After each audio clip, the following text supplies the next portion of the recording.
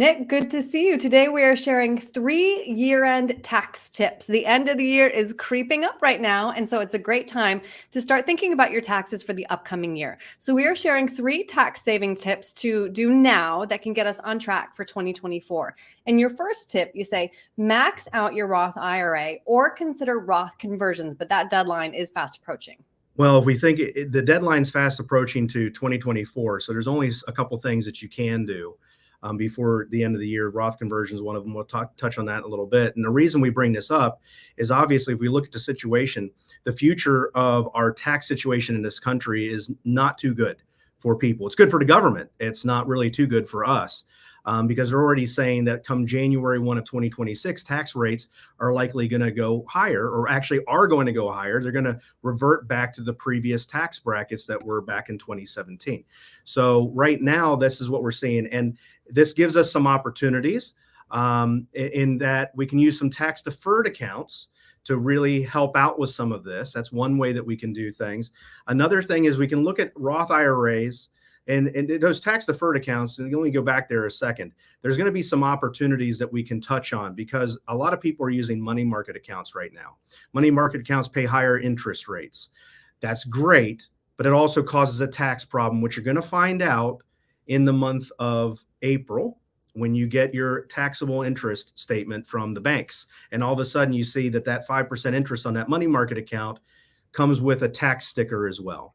Right. So that's something to be careful of with that money that's taxed now. And that's why I said you might want to look at tax deferred investments, but then tax deferred investments are also going to have some issues too. Because if we think about that, you have Roth IRAs. If you think about tax deferred, the great thing about that is it's tax deferred. The problem is you got to pay for it at some point in time in the future. You got to pay those taxes. And so the issue that we're going to be running into for retirees and pre-retirees with higher tax brackets in the future is when you got to take money out of those IRAs and now you're fully taxed on that money as if you earned it, which is a big problem. So that's why between now and the end of the year and until 2026, when these tax rates go up, you need to start considering doing Roth conversions, or what I call strategic Roth integration. And what that means is taking money that you already have in these pre-tax tax deferred accounts, IRAs, 401ks, and stuff like that, and try and figure out, how do I move that money? How do I cleanse it of its taxes now and move that money into a place where I'm locking in my taxes today, but then whatever it grows to in the future, and no matter what the tax man does, I don't have taxes in the future. So that's a Roth conversion, and those are things that you can do. But again, time is not of the essence, and even if you miss 2023, it's still going to be important to tackle this in 2024 and 2025. A couple other things. Don't forget Roth IRAs. You can contribute new money into Roth IRAs. $7,500 is what you can do for this year in 2023. In 2024, it's going to be $8,000 that you can if you're over the age of 50. And then that way, that's money that's going in, new money. It can grow tax free, which is a great thing. And then also another option is Roth 401ks. Ask your company, see if you can start saving your money instead of the pre-tax side into the Roth side of that 401k, so that when you get to retirement, you have this big nest egg. That nest egg is not fully taxed. That nest egg, if it's in the Roth 401k, is tax-free whenever you pull that money out. So a couple things to be aware of. And don't forget something else I wanted to also mention. Don't forget required minimum distributions too. We're already at the end of the year. There's very, very little time. But if you haven't taken your required minimum distribution, you're over the age of, say, 73 is the age, you need to make sure that you're taking required minimum distributions out of those pre-tax accounts. Because if you don't, Uncle Sam can come back to you and penalize you 25%. So pretty big penalty there. Yeah, that is significant. All right, your second tip, offset gains by harvesting losses. This is known as tax loss harvesting. Explain how this one works. So tax loss harvesting, usually the chart here is beautiful. Love this, because at the top, you're going to see it's an equation. And just like with any math problem, if you only have half the equation, it doesn't really work out. And what most people will do is they will sell out of things at gains. They'll get that combined gain side of it. And then they won't offset it by selling things that are at significant losses. And then what ends up happening is they're selling all their gainers, and they, at the end of the year, they're having huge taxes. So if you look at this equation, you're going to see that the benefit of tax loss harvesting is taking your gainers, but then offset that by selling some of those losers that aren't going to do anything. Instead of waiting for those to potentially come back. I mean, I just talked to a guy yesterday that had a 90% loss in a couple stocks. And these are stocks that are never going to come back. We did the analysis. They're never going to come back. So why hang on to them? You may as well use it to your benefit, sell out of some of those gainers, lock those profits in, but then offset it with some losers so that your overall taxes are less. So you do that. That's, because we're kind of edging in 2024 into a bull market.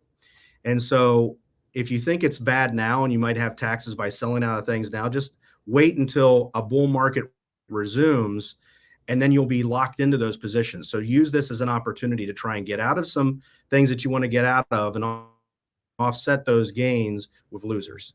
All right. So the third tip, you say seek tax efficient investments. What are you talking about specifically?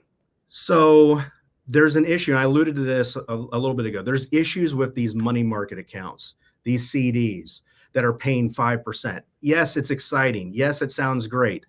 The issue is the bank is going to send you a statement saying you owe taxes on that money. And so it's not a tax efficient investment. And so, I mean, if you think about this, if you put $300,000 into a money market account that's earning 5%, that's $15,000 of taxable interest you're going to have to report next year. And I think a lot of people aren't ready for that. Right. So what you almost need to look into is there a way to still get good rates of return, just not in a taxable account? And there's non-qualified strategies that grow tax deferred. And it's always going to be better to earn 5% tax deferred than to earn 5% that's taxable each and every year. For example, if you earn 5% that's taxed each and every year, and you're in a 25% bracket, you make 5%, you give 1.25% to Uncle Sam, and you only come away with 3.75%. So you really didn't earn that 5% that you thought you were going to get. Oh my gosh, barely keeping pace with inflation at that rate. Exactly. So non-qualified is definitely one way to go. A couple other options is a health savings account, what's called an HSA, because an HSA is a beautiful thing, because you put that money in it's tax deductible when you put that money in. It grows tax-free, and when you take that money out for a qualified medical expense, it's tax-free when you take it out. So it's probably one of the loopholes, I would say. It's one of the best tax advantages out there. And another one is what's called a QCD, qualified charitable distribution. And a lot of people, when they reach 73 or older and they have to take those required minimum distributions, they're taking them out. And then a lot of people have charities, churches that they give money to. And then what they do is they go to their bank and they say, well, I'm going to write a check this week for the church. I'm going to write a check this week for a charity. And they get no tax deduction because of the higher deductions that are out there, the standard deduction being higher. So you don't get the deduction for doing that. Well, what a QCD allows you to do is take your required it's always, man, it's like, it just does not roll off the tongue. RMDs. I wonder, why does the government come up with these words that just don't roll off the tongue? No. Qualified charitable distribution, there's one. Required minimum distribution, there's another one. But the thing is with a QCD is it allows you to take the RMDs out of your IRA and have it sent directly to the charity. The charity gets their money and you get the deduction, because that deduction helps offset the taxes that you'd have to take by having to pull that required minimum distribution out. So that is a fantastic option for people to still give, but then get a tax deduction at the same time. It really is a win-win. You're right. That's a great strategy to consider. So as you mentioned, some different deadlines on these things, but proactive planning, always key, even in 2024. Nick, what's the best way to get a hold of you with questions? So best way, everybody can go to our website, group10financial.com. There's so much information on there. There's links to set up a 15-minute strategy session with us where we can figure out, with the time that's left, 2024 and 2025, before tax rates go up in 2026, what can we do to strategically lower those taxes and get ahead of it? Because come 2026, it's going to be too late. So that gives us a window of opportunity of 2 years, really, to get things going. And so that's the best way. You can also give us a call at our phone number here at the office, which is 844-GROUP-10.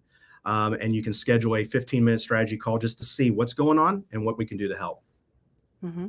We've also got your email, Nick Royer at group10financial.com. Nick, always fun talking to you. Thank you very much for your time today. Great being with you, Aaron.